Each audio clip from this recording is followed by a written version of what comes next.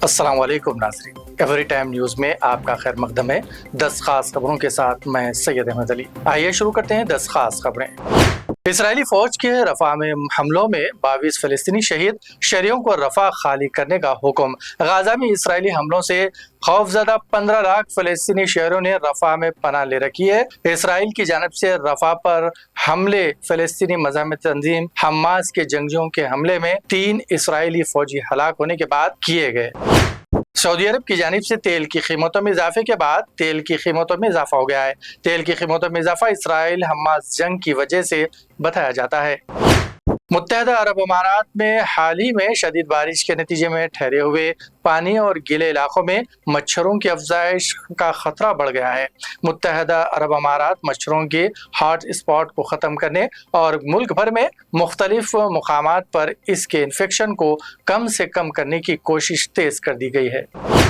Gaza जंग तलबा के एहतजाज का दायरा आयरलैंड, बांग्लादेश, इराक समेत दुनिया भर में फैल गया। अमरीकी जामियात और कॉलेजों में गाजा में इसराइली मजालिम के खिलाफ मुजाहरों का सिलसिला दुनिया भर में फैलने लगा है। आयरलैंड के ट्रिनिटी कॉलेज, बांग्लादेश के ढाका यूनिवर्सिटी और इराक के जामा बगदाद के तलबा भी गाजा हमी एहतजाज का हिस्सा बन गए हैं। के कविता को नहीं मिली राहत, ईडी सीबीआई केस में अदालत से जमानत की अर्जदास्त खारिज। सीबीआई और ईडी ने अदालत से कहा है कि कविता अहम साजिशकारों में से एक है। अगर उन्हें जमानत दी जाती है तो वो गवाहों को मुतासिर करने के साथ ही सबूतों के साथ छेड़छाड़ भी कर सकती हैं। कांग्रेस की जनरल सेक्रेटरी प्रियंका गांधी ने नीट पेपर लीक मामले पर सख्त नाराजगी का इजहार करते हुए वजीर आजम नरेंद्र मोदी की खामोशी पर सवाल उठाया है। उन्होंने कहा कि नौजवानों के मुस्तकबिल के साथ खेला जा रहा है और पीएम मोदी इस पूरे मामले पर खामोश है। भगवान राम के शहर अयोध्या में वजीर आजम नरेंद्र मोदी के अजीमशान रोड शो के दौरान लोगों की बड़ी भीड़ पहुंची और यात्री का रास्ता जय श्री राम और मोदी मोदी के नारों से गूंज उठा।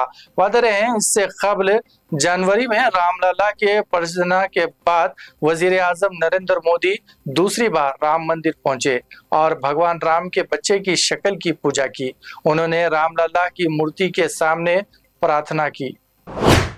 झारखंड के साबिक वजीर आला हेमंत सोरेन ने इन्फोर्समेंट डायरेक्टर ईडी की गिरफ्तारी को चैलेंज करने वाली इनकी अर्जदाश्त को हाईकोर्ट से मुस्तरद किए जाने के बाद सुप्रीम कोर्ट से रुजू किया। सोरेन की तरफ से पेश होने वाले सीनियर वकील कपिल सिब्बल ने इंतखाबात के पेश नजर दरख्वास्त की जल्द अज जल्द समाअत की दरख्वास्त की।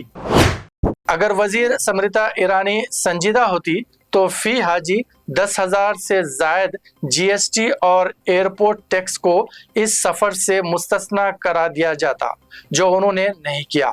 हज कमेटी ऑफ इंडिया के साबिक रुकन हाफिज नौशाद अहमद आजमी ने गुज़िश्ता दिनों वजारत के एक ऑफिसर के इस बयान पर कि इस बार का किराया मुख्तलिफ हाजियों जगहों से मामले महकमे के वजीर स्मृति ईरानी की बहुत मेहनत और कोशिशों से हज 2024 सस्ता हो गया है। दावा किया है कि अफसरान वजीर की खुशनुदी हासिल करने की कोशिश कर रहे हैं। हाफिज नौशाद अहमद आजमी जो बरसों से मुल्क के आज़मीन को सहूलत दिलाने के लिए मुख्तलिफ तरीक़ों से अपना रुफ़ा के साथ जद्दोजहद कर रहे हैं, उन्होंने कुल 2023 और 24 के अखराजात का सर्कुलर मीडिया को भेजते हुए अपने बयान में कहा है कि बेहद अफसोस की बात है कि वजारत के अफसरान पूरी तरह इस सिलसिले में अवाम के सामने सच्चाई ना रखकर वजीर की खुशनुदी हासिल करने की कोशिश कर रहे हैं। तीसरे मरहले में अमित शाह, डिम्पल, दिग्विजय सिंह, कई बड़े रहनुमाओं की किस्मत दांव पर। तीसरे मरहले में वजीर दाखिला अमित शाह, शिवराज सिंह चौहान, दिग्विजय सिंह, डिम्पल यादव, सुप्रिया सोले समेत कई बड़े लीडरों की किस्मत का फैसला होगा। इसी के साथ 10 खास खबरों का ये सिलसिला यहीं इख्तिताम को पहुंचा। मजीद ताज़ा तरीन खबरों के साथ जुड़े रहिए एवरी टाइम न्यूज़ के साथ। अल्लाह हाफिज़।